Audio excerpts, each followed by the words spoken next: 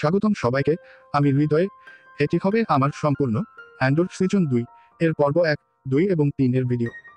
তারা 4 সপ্তাহের জন্য প্রতি সপ্তাহে 3টি পর্ব রিলিজ দিচ্ছে। তারা যা করেছে তা হলো, এই সিজনে প্রতি 3টি পর্ব একটি নির্দিষ্ট বছরের প্রতিনিধিত্ব করে আন্দোরের জীবনে রগ ওয়ানের পথ ধরে। সিজনের একদম শেষ পর্বটি শেষ হবে যেখানে রগ ওয়ান শুরু হয়। আমি জানি না রগ ওয়ান থেকে আমরা আর কি পাগল ধরনের ক্যামিও দেখতে যাচ্ছি এই সিজনে, তবে K2SO এবং অবশ্যই ক্রেনিক এরা সবচেয়ে বড় নাম। যদি আপনি চ্যানেলে নতুন হয়ে থাকেন তাহলে অবশ্যই সাবস্ক্রাইবও করুন সব এপিসোড পেতে। দেখা যাক আর কোনো বড় ক্যামিও রগ ওয়ান মুভি থেকে আসে কিনা, কিন্তু সাধারণত আমি সেদিকেই তাকিয়ে থাকি ভাবতে গেলে আর কে আসতে পারে। তারা বলেছে রগ ওয়ান মুভির কয়েকজন অভিনেতাকে তারা ফিরে পায়নি, তাই তাদের পুনরায় কাস্ট করতে হয়েছে। আমার মতে এই সিজনে পরে কিছু বড় সারপ্রাইজ থাকতে পারে। তারা বলেনি কাকে কাস্ট করেছে নতুন করে, কিন্তু তারা নিশ্চিতভাবে ডার্থ ভ্যাডার বা এম্পেররকে রিকাস্ট করবে না। অ্যান্ডোর সিরিজের সবচেয়ে বড় ইস্টার এগসগুলো সাধারণত লুথেন এর দোকানের ভেতরে দেখা যায়। পর্ব 1 এর শিরোনাম ছিল 1 year later। এইটা স্পষ্টতই বোঝায় যে সিজন 1 এর ফারিক্সের ঘটনার 1 বছর পর থেকে এটি শুরু হয়েছে। শুরুর দিকে ড্রয়েড গুলোও দেখানো হয়, B2EMO এর মতো অ্যান্ডোর নির্দিষ্ট চরিত্রগুলো যুক্ত হয়েছে। অদ্ভুতভাবে তারা K2SO এর মাথা যুক্ত করেনি, সম্ভবত যখন সে সিরিজে আসবে তখন এটি ইন্ট্রোতে যুক্ত করা হবে। একটা সংক্ষিপ্ত ট্যাগ শুরুতে ছিল যাতে টাইমলাইনে প্লেস করা যায় এবং সিজন 1 এর শেষের কথা মনে করিয়ে দেয়। তারা ফারিক্সের শুরু করে 1 year later টাইটেল দিয়ে সিজন 1 এর মতো সকালে ঘন্টা বাজানোর মাধ্যমে। BBY 4 তারিখটি বোঝায় ইয়াবিন এর যুদ্ধে 4 বছর আগের সময়। স্টার ওয়ার্সের টাইমলাইনে তারিখ বোঝাতে তারা BBY বা ABY ব্যবহার করে। উদাহরণস্বরূপ ম্যান্ডালোরিয়ান বা আশোকা সিরিজের সময়ের কথা বলে আমরা ABY তারিখ ব্যবহার করি। তারা এখানে এই তারিখ ব্যবহার করেছে যেন সাধারণ দর্শকেরা টাইমলাইনের পরিবর্তন বুঝতে পারে। কারণ প্রতি সপ্তাহে 3টি পর্ব মানে প্রতি বছর একটি ব্লক হবে আন্দোরের জীবনে। দেখা যাক তারা পরের সপ্তাহে পর্ব 4-এ আরও একটি তারিখ ব্যবহার করে কিনা।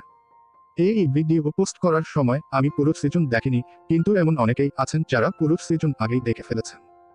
তারপর আমরা চলে যাই একটি টি ফাইটার কনস্ট্রাকশন ফ্যাসিলিটিতে, যেখানে অ্যান্ডোর একটি টি অ্যাভেঞ্জার প্রোটোটাইপ চুরি করছে। এই টাইমলাইনে আরও উন্নত TIE ফাইটার মডেল দেখা যেতে শুরু করেছে স্টার ওয়ার্স ইউনিভার্সে। ট্রন তৈরি করেছিল TIE ডিফেন্ডার, যেটা রেবেলস সিরিজ ও ভিডিও গেমে ছিল, হয়তো সেটাও লাইভ অ্যাকশনে দেখা যাবে। ডার্থ ভ্যাডার তার নিজের TIE ফাইটার কাস্টমাইজ করে TIE অ্যাডভান্সড বানিয়েছিল, ওটা ছিল একমাত্রিক জাহাজ। TIE অ্যাভেঞ্জার হল TIE ইন্টারসেপ্টর এর পরবর্তী ধাপ, ভারী অস্ত্র, বেশি ডিফেন্স এবং হাইপারস্পেস ড্রাইভ রয়েছে এতে। সব TIE ফাইটারে হাইপার ড্রাইভ থাকে না। তারা যেভাবে এটি উপস্থাপন করেছে তাতে বোঝা যাচ্ছে এটি একটি একমাত্র প্রোটোটাইপ, এই ফ্যাসিলিটিতে এটি একটাই সম্পূর্ণ করা হয়েছে। আমরা জানি এই টেকনিশিয়ানের নাম নিয়ে সে কিছু সময়ের জন্য দ্বিধাগ্রস্ত হয় কারণ সে মিশনে সাহায্য করছে। সে অ্যান্ডোরের সাথে সরাসরি যুক্ত না, তবে বিদ্রোহীদের জন্য কাজ করছে। দুইজন মানুষ এই সিচুয়েশনে পড়েছে কারণ তারা আলাদা আলাদাভাবে বিদ্রোহীদের জন্য কাজ করছিল। তারা প্রকাশ করে যে এটি হচ্ছে সেন্টার টেস্ট ফ্যাসিলিটি নম্বর 73। সেন্টার ফ্লিট সিস্টেমস হল সব ধরনের TIE ফাইটারের নির্মাতা। পেছনে কয়েকজন স্নোট্রপার্সকে টহল দিতে দেখা যায়, কারণ এটি বরফে ঢাকা পরিবেশ। সে যখন বলে আজকের পাসওয়ার্ড হচ্ছে কাফেন, সেটা আসলে রিং অফ কাফেন এর রেফারেন্স, একটি গভীর মহাকাশ মাইনিং কলোনি। এখানেই অ্যান্ডোর ডেথ স্টারের অস্তিত্ব জানতে পেরেছিল। রোগ ওয়ানের ঘটনাক্রমে সে এখানেই গিয়েছিল, সেখানে সে সবাইকে জানাচ্ছিল তারা একটি অস্ত্র তৈরি করছে। সে যখন তাকে চাবি দেয় চুরি করার জন্য, সেটা ছিল একটি সিলিন্ডার যেগুলো ইম্পেরিয়াল ইউনিফর্মে দেখা যায়। এই সিলিন্ডারগুলো আসলে চাবি হিসেবে কাজ করে, যেগুলো দিয়ে বিভিন্ন জায়গায় প্রবেশ করা যায়। একজন ইম্পেরিয়াল অফিসারের কাছে যত বেশি সিলিন্ডার, তার মানে তার অ্যাক্সেস তত বেশি। তাদের কথোপকথনে বোঝা যায় মেয়েটি সাধারণ এক এম্পায়ার কর্মী, কিন্তু বিদ্রোহের প্রতি সহানুভূতিশীল। সে অন্য একটি বিদ্রোহী গ্রুপের হয়ে কাজ করছিল, অ্যান্ডোর এসেছে শুধু একটি কাজ করতে। বিদ্রোহ এই সময়ে একেবারে বিচ্ছিন্নভাবে কাজ করে, বিভিন্ন গ্রুপ একে অপরকে চেনে না, শুধুমাত্র লুথেন এর মতো লোকদের মাধ্যমে খুব আলগাভাবে সংযুক্ত। তাদের কথোপকথনের টোন বোঝায় ধন্যবাদ সাহায্য করার জন্য, হয়তো ভবিষ্যতে আবার দেখা হবে। তারা মূলত অ্যান্ডোর এর বক্তব্য ব্যবহার করে এই সিজনের ও পুরো বিদ্রোহের গুরুত্ব তুলে ধরার জন্য। যদি তারা সফল না হয়, সবাই মারা যাবে, সিরিজ যেন মনে করিয়ে দেয় কেন এটি বিদ্যমান।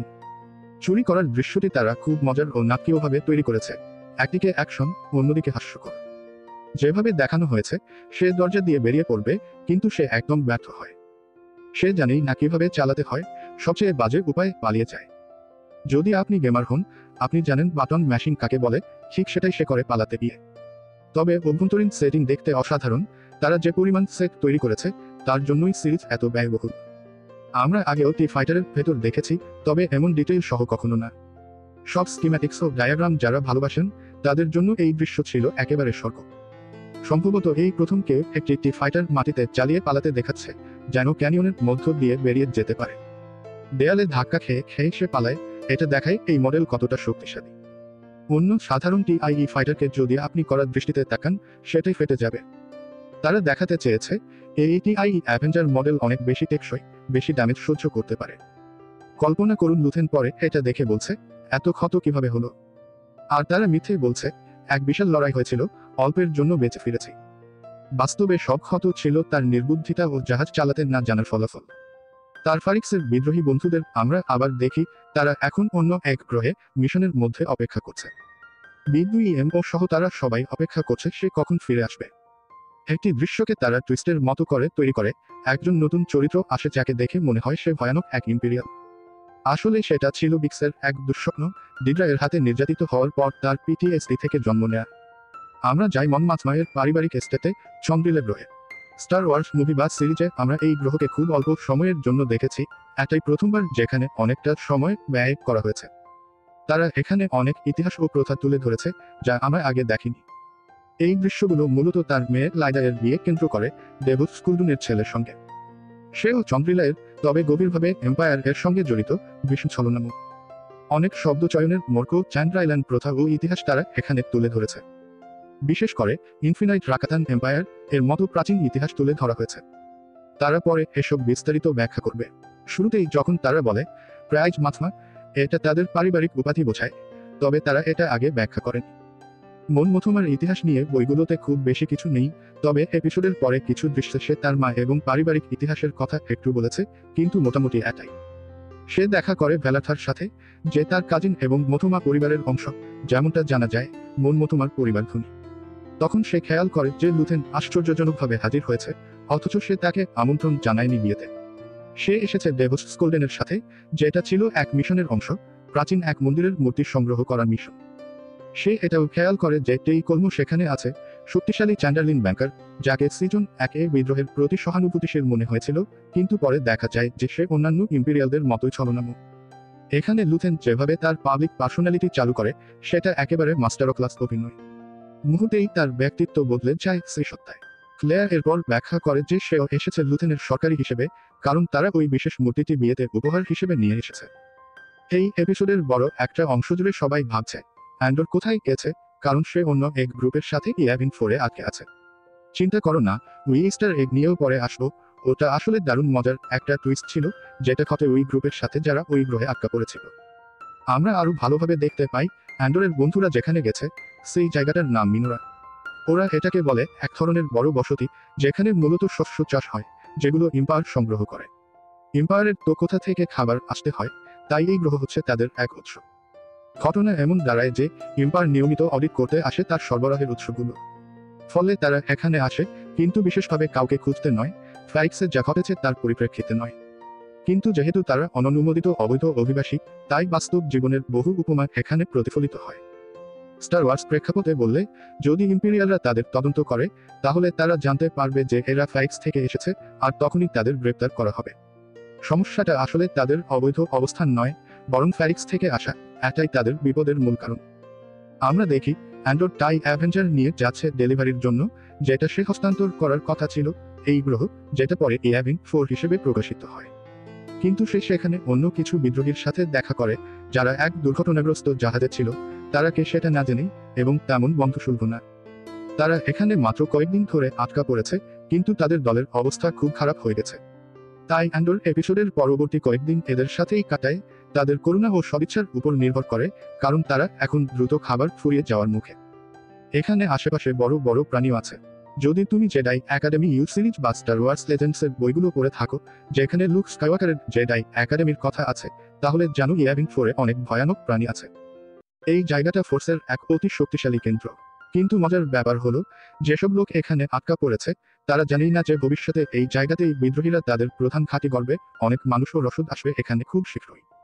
তারা যেটাকে জীবন মরণ পরিস্থিতি হিসেবে নিচ্ছে, বাস্তবে সেটার দরকার নেই। তারা যদি কিছুটা অপেক্ষা করত, তাহলে সবকিছু ঠিক হয়ে যেত। কিন্তু তারা নিজেদের মধ্যে ঝগড়ায় জড়িয়ে পড়ে। এটা কি? এটা তোমার জন্য এক নতুন শুরু। আমরা ভাবছি তুমি হয়তো আমাদের সাহায্য করতে পারো। দেখা যাক কতগুলো এপিসোডের পর বিদ্রোহীরা ইয়াভিন 4 এর মন্দিরে তাদের ঘাঁটি করে। এরপর আমরা যাই মাউথাইন ডিভাইড নামে এক নতুন জায়গায়, এক তুষারাচ্ছন্ন পরিবেশ যা স্টার ওয়ার্সে আগে কখনো দেখানো হয়নি। এই গ্রহেই ক্রেনিক গোপনে এক উচ্চ পর্যায়ের বৈঠক করে, যেখানে তারা আলোচনা করেন নতুন অসীম শক্তির উৎস নিয়ে যা তারা পেয়েছে গোরমানে। এই সিজনে এটা অনেক বড় ব্যাপার, কারণ তারা ব্যাখ্যা করতে যাচ্ছে সেই বিখ্যাত গোরমান গণহত্যা যা স্টার ওয়ার্স ইতিহাসে বহুবার উল্লেখ করা হয়েছে।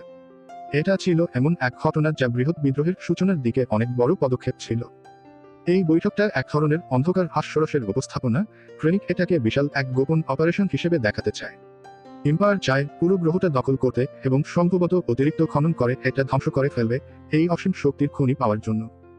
সম্রাটের নজর আছে এই শক্তির উপর, সে মানুষদের নিয়ে মোটেও চিন্তিত নয়।